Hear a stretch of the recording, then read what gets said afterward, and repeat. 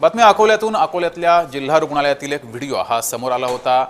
पत्नीनं पतीला स्ट्रेचरचा वापर न करता या रुग्णालयामध्ये नेण्यात आलं होतं आणि हा व्हिडिओ समोर आल्यानंतर त्यावर मोठ्या प्रमाणात टीका सुद्धा झाली होती। जिल्हा रुग्णालयातील हा प्रकार समोर आल्यावर बच्चू कडू हे आक्रमक झाले आणि त्यांनी अधिष्ठाता डॉक्टर संजय सोनू यांचा समाचार घेतलेला आहे। पत्नीनं पतीला खांद्यावर नेत रुग्णालयात नेलं होतं। स्ट्रेचर या रुग्णालयात नव्हता, त्यामुळे मोठा संताप व्यक्त करण्यात आला होता।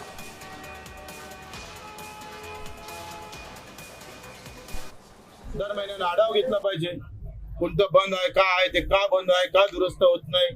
पीडब्ल्यूडी असेल तर फोन केला पाहिजे, ते तुम्ही विसरून गेले। तुमचा अधीक्षक काम करत नाही, खालची टीम गायब आहे आणि उलट त्या स्ट्रेचरसाठी तुम्ही त्या पेशंटला दोषी ठरवला। काय तुम्ही अफलातून कारभार केलाय,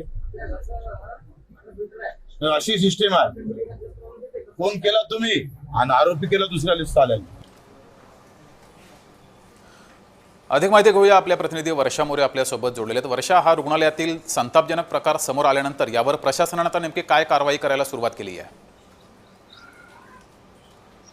जगदीश, 2 दिवसाआधी जो आहे तो व्हिडिओ प्रचंड प्रमाणात व्हायरल झाला होता आणि तो व्हिडिओ व्हायरल झाल्यानंतर जे आहे संतापजनक प्रतिक्रिया सोशल माध्यमातून उमटल्या होत्या। त्यानंतर जे आहे पहिलं तर त्या व्हिडिओमध्ये जी आहे ती महिला कोण आहे हे अद्यापपर्यंत कळलेलं नाही। ती महिला जी आहे ती गाडीतून उतरते आहे आणि आपल्या पतीला पाठीवर घेऊन डायरेक्टली त्या रुग्णालयात जाते। तिथे बसलेले कर्मचारी सुद्धा त्या महिलेला माहिती देत नाही, आणखी ती समोर जाते। त्यामुळे तिथले आणखी जे कर्मचारी आहेत ते सुद्धा तिला माहिती देत नाही, म्हणून ती वणवण फिरते आपल्या पतीला पाठीवर घेऊन।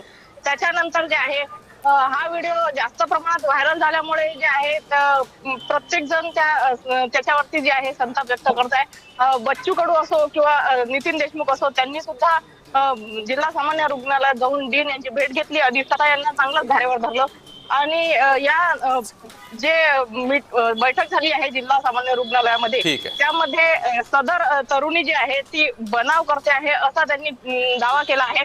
मात्र यानंतर जे आहे बच्चू कडू यांनी संजय सोनू यांना धारेवर धरलं आणि चांगलं सुनावलं। यानंतर जे आहे आता 3 जणांवर जे आहे निलंबनाची कारवाई सुद्धा होऊ शकते। आज जे आहे त्यांच्यावर जे खूप कारणे दाखवा नोटीस जारी झालेली आहे आणि महत्वाचं म्हणजे आज संध्याकाळपर्यंत त्यांना जे कारणे दाखवा नोटीसचं उत्तर जे समाधानकारक न देता आलं तर त्यांच्यावर निलंबनाची कारवाई सुद्धा होऊ शकते। जगदीश, तर सर्व प्रतिनिधी आपल्या सोबत जोडले होते, सर्वांचे धन्यवाद।